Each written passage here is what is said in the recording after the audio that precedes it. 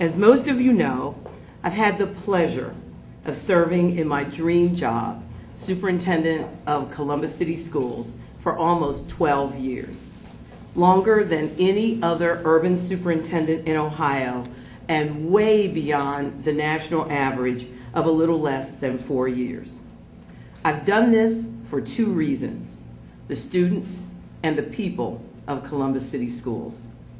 They have been my inspiration and my shining light.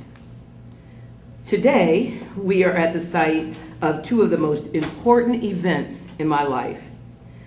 You're standing in what was the old Garfield Elementary School, where I went as a child, starting kindergarten in 1958. I know that's hard to believe. And this is also where the Columbus Board of Education announced its decision to hire me as superintendent in 2001. That announcement has set me on a career journey that has been absolutely phenomenal. Today, I'm back at Garfield to announce another milestone in my life: my retirement from Columbus City Schools. I have let the Columbus School Board know that effective July 2013, the end of this school year, I will be retiring my position as superintendent of Columbus City Schools. The time is right for me to say goodbye. I wanted to ensure that the building program was on a firm foundation, and we've done that. 39 new or renovated schools.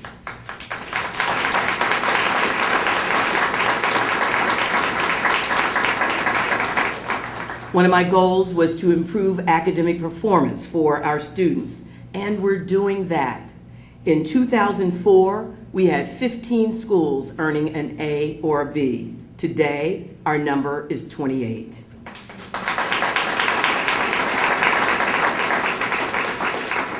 Back in 2004, we set a benchmark to raise graduation rates, and we've done that too, moving 30 percentage points from 55 to 85% of our students graduating.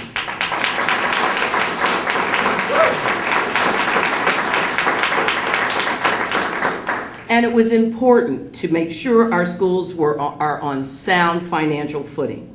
I've done that too, leading the community to pass 2 operating and 2 bond levies, while at the same time cutting and restraining budget growth by nearly $280 million during that time frame.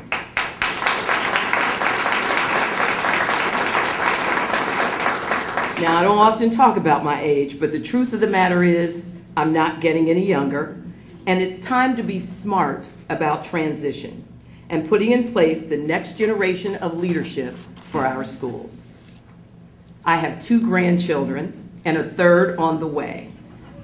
The truth is, and that's what I really called you here to tell you about, is my 3rd grandchild. The truth is, I'd like to spend some time with them and my husband in the years ahead.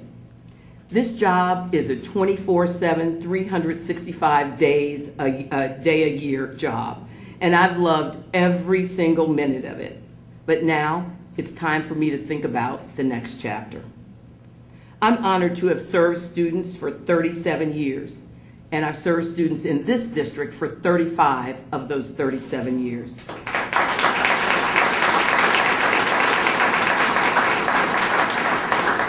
It has meant the world to me to be able to give back to a system that laid the foundation for my life, my love for learning, and who I am today. It's a gift that most people never, ever experience. I can't begin to convey how wonderful it is to work with our young people and the joy that it's given me over the years. Our students are bright. They're inquisitive, they're honest, and they're vibrant. They deserve the very best. To say that you've been able to make a difference in the life of a child, well, I'm telling you, it just doesn't get any better than that.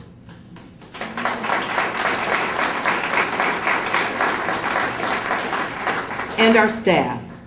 We put in place practices to show we value every single staff member, not just the teachers and principals, although we value them. We value every single staff member.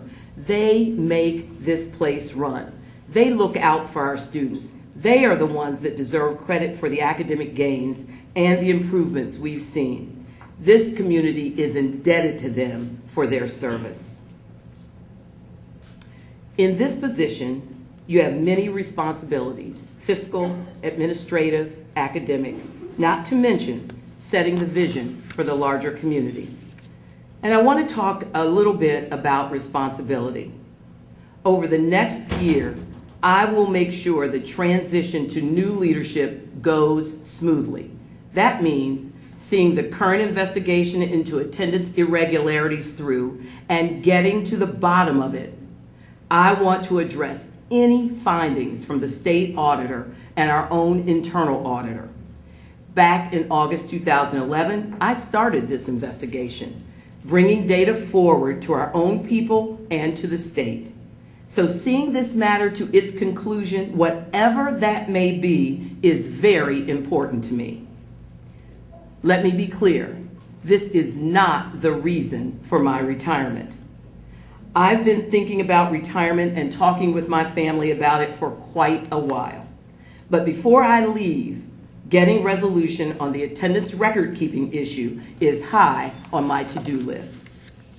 There are other items on my to-do list, and they include continuing to work closely with the staff and our school board to ensure that they have the tools, facilities, and support they need to be successful. And making sure our schools and students continue to make academic progress. One of the most important efforts of mine over this next year will be to step up our engagement with the community. That means getting our families, our students, our social service agencies, faith-based institutions, our business leaders, and our elected leaders more involved in our schools and their operations. Our schools can't go it alone. Not when poverty is at 80% of our student population and education starts with a meal at school. Not when 95 different languages are spoken by our students. Not when our disabled student population has reached 8,700 students, and certainly not when 40% of our incoming kindergartners need intervention even before they ever start school. In fact, Mayor Coleman and I have spoken about community engagement, and he has expressed an interest in getting more active in Columbus schools. He's mentored some of our students. He is has a true connection with them. He has his own Capital Kids program, and he knows how critical it is to our future workforce to make sure that every child graduates with a great education. On Monday, I attended the dedication of the new Linda McKinley STEM Academy, my alma mater, and saw graduates from the 50s, 60s, 70s, and on up. This community has very close ties with its schools, and the excitement there with the new building, STEM programming, and academics was a home run for our students, their families, faculty, and friends. That excitement around education, what it can mean and what it can do, is absolutely critical. I firmly believe that education makes the difference. I was taught that by my own parents who are here today. We have to make students lifelong learners and critical thinkers and give them the solid skills that will lead to a productive, meaningful life. I intend to spend this year re-emphasizing my focus on our students, their hopes and dreams for the future, and the path that will get them there. A solid 21st century education from Columbus City Schools. I've received such goodwill and support from so many. I am truly blessed. As I look around this space, I never imagined that this number of people would show up today. I want to thank the City of Columbus. Now it's time for my next adventure, and I assure you that will include the development of young people and the support of their families. At this time, I'm going to ask our school board president, Carol Perkins. I think she has a few words she'd like to say.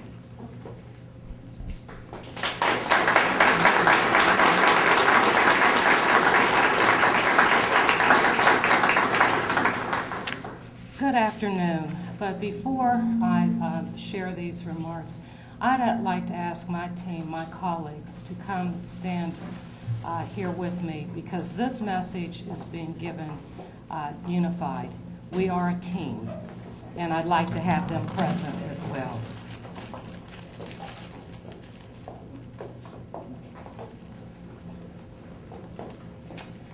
Our board took the news of Dr. Harris's retirement decision to heart. We are sorry that this will be her last year at the helm. She has been a remarkable and inspirational leader. We, as well as the community, have been very lucky to have her.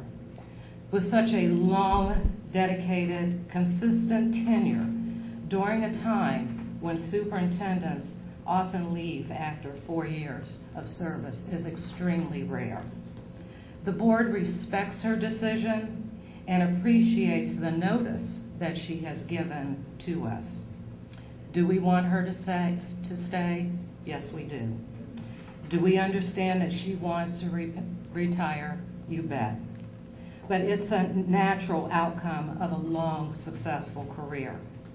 And Dr. Harris, on behalf of the board, I want to thank you publicly for all that you've done for our students and our families. We want to give you a token of appreciation.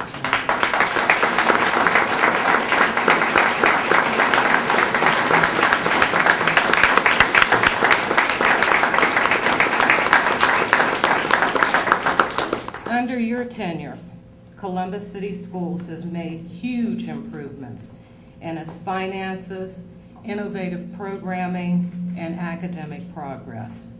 Let me share or cite a few more examples. She's very modest, but we want you all to know as well.